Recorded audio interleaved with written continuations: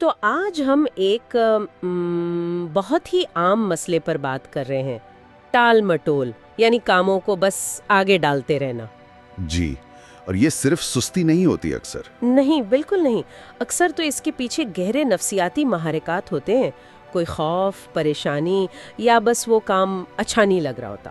صحیح، تو آج ہم کچھ ذرائع کی روشنی میں یہی سمجھنے کی کوشش کریں گے کہ یہ عادت پڑتی کیوں ہے اور سائنس کیا کہتی ہے اس پر قابو پانے کے بارے میں۔ ہاں، کیونکہ یہ جاننا ضروری ہے کہ یہ صرف آپ کی قوت ارادی کی کمی نہیں ہے۔ بالکل نہیں، دراصل یہ اکثر ایک جذباتی رد عمل ہے۔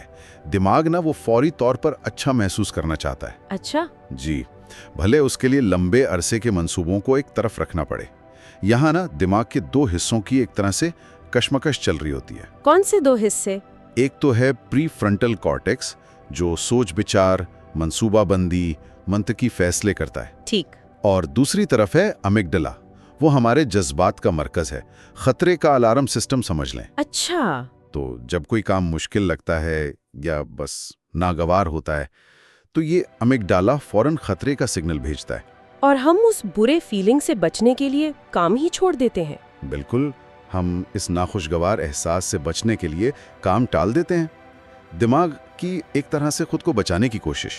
اچھا، اور ایک اور بات بھی تھی ذرائع میں، وہ وقت کا عدم تسلسل، ٹائم انکنسسٹنسی۔ جی، یہ بڑا دلچسپ تصور ہے۔ اس کا کیا مطلب ہے؟ یعنی دماغ حال کو زیادہ اہمیت دیتا ہے؟ بالکل، مستقبل کا بڑا فائدہ جیسے پروجیکٹ مکمل ہونے کا اطمینان، وہ بات کی بات ہے۔ ابھی اسی وقت سوشل میڈیا دیکھنے کا جو چھوٹا سا مزہ ہے نا، وہ زیادہ اہم لگتا ہے۔ ہاں، مستقبل کا میں جیسے کوئی اور ہی شخص ہے، اس کی پرواہ کرنا مشکل لگتا ہے۔ اچھا، تو یہ سمجھنا تو پہلا قدم ہو گیا۔ اب سوال یہ ہے کہ اس چکر کو توڑا کیسے جائے؟ جی، تو اب آتے ہیں عملی حکمت عملیوں پر۔ ہاں، کچھ ٹھوس طریقے۔ ایک جو مجھے بہت دلچسپ لگا وہ تھا 2 منٹ کا اصول۔ اچھا، وہ کیا ہے؟ کہ اگر کوئی کام 2 منٹ یا اس سے کم میں ہو سکتا ہے تو اسے فوراً کر لیں، بس سوچے نہیں، کر گزریں۔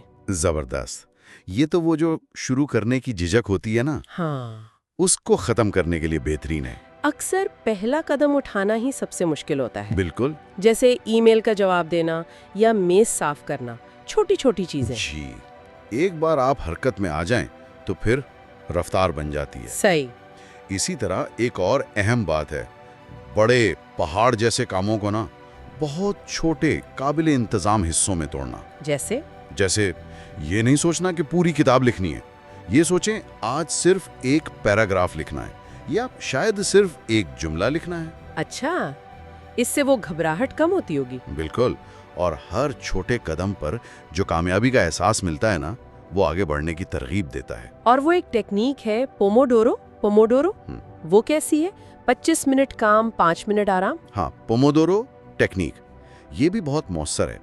یہ صرف ٹائم مینجمنٹ نہیں ہے، اچھا، یہ دراصل آپ کی توجہ کو ٹرین کرتی ہے، دماغ کو سکھاتی ہے کہ مختصر وقت کے لیے پوری طرح یکسوں کیسے رہنا ہے۔ ٹھیک، تو یہ توجہ کی مشق بھی ہے۔ جی، اور اس کے ساتھ ساتھ ماحول کا کردار بھی بہت اہم ہے۔ ماحول مطلب اپنی کام کی جگہ؟ ہاں، خلفشار یعنی ڈسٹریکشنز، ان کو کم کرنا، ڈیزائن کے ذریعے اپنا فون دور رکھنا۔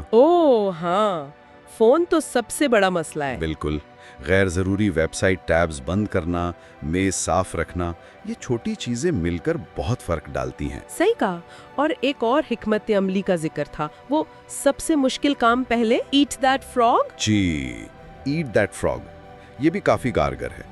صبح سب سے پہلے وہ کام نمٹائیں جو سب سے زیادہ ناگوار یا مشکل لگتا ہے۔ اس سے کیا ہوتا ہے؟ اس سے نا باقی دن کے لیے ایک تو پریشانی کم ہو جاتی ہے، اور دوسرا صبح ہی صبح کامیابی کا ایک زبردست احساس ملتا ہے۔ یہ تو ہو گئی عملی ٹیکنیکیں، لیکن وہ جو ذہنیت والی بات ہے، مائنڈ سیٹ، ذرائع میں کمال پرستی یعنی پرفیکشنزم کا بھی ذکر تھا۔ جی، یہ بہت اہم نکتہ ہے۔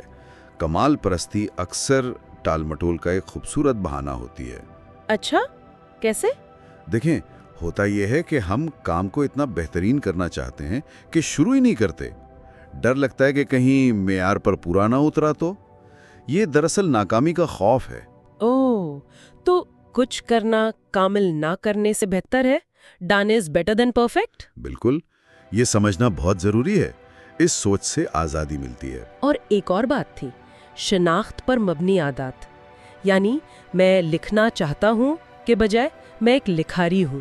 جی، یہ بھی ایک طاقتور نفسیاتی تبدیلی ہے، اپنی شناخت کو اپنی مطلوبہ عادات سے جوڑنا۔ یہ کہنے کے بجائے کہ مجھے ورزش کرنی چاہیے، یہ سوچنا کہ میں ایک صحت مند انسان ہوں۔ بالکل، اس سے رویے میں زیادہ پائیدار تبدیلی آتی ہے۔ مجھے لکھنا ہے، ایک کام ہے، میں لکھاری ہوں، ایک شناخت ہے۔ یہ تو بہت گہری بات ہے، لیکن یہ بھی تو ہے نا کہ اگر یہ ٹال مٹول بہت زیادہ ہو، مطلب پرانی عادت ہو؟ ہاں، یہ یاد رکھنا بہت ضروری ہے۔ کبھی کبھی دائمی ٹال مٹول کسی گہرے مسئلے کی علامت بھی ہو سکتی ہے، جیسے بے چینی یعنی انگزائٹی، ڈپریشن یا ADHD، توجہ کی کمی کی خرابی۔ تو ایسی صورت میں خود پر سختی کرنے کے بجائے خود پر رحم کرنا ضروری ہے، اور اگر ضرورت محسوس ہو تو پیشہ ورانہ مدد لینے میں کوئی حرج نہیں۔ جی، یہ بہت اہم ہے، خود کو سمجھنا اور اپنے ساتھ نرمی برتنا۔ بالکل، سزا یا شرمندگی سے یہ مسئلہ حل نہیں ہوتا، بلکہ اکثر بڑھ جاتا ہے۔ تو آج کی ساری گفتگو کا خلاصہ کیا ہوا؟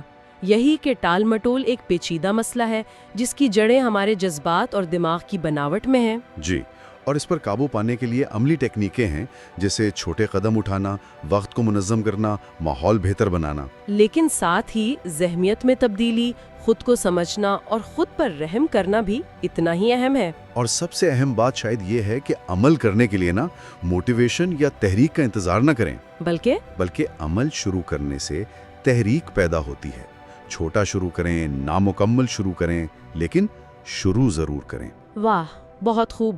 اور سننے والوں کے لیے ایک آخری بات سوچنے کے لیے چھوڑے جاتا ہوں جی، کہ آپ کی اپنی ٹال مٹول کی عادت کے پیچھے کون سا خاص جذبہ یا خوف یا سوچ چھپی ہوئی ہے، اس پر غور کرنا شاید تبدیلی کی طرف پہلا حقیقی قدم ہو۔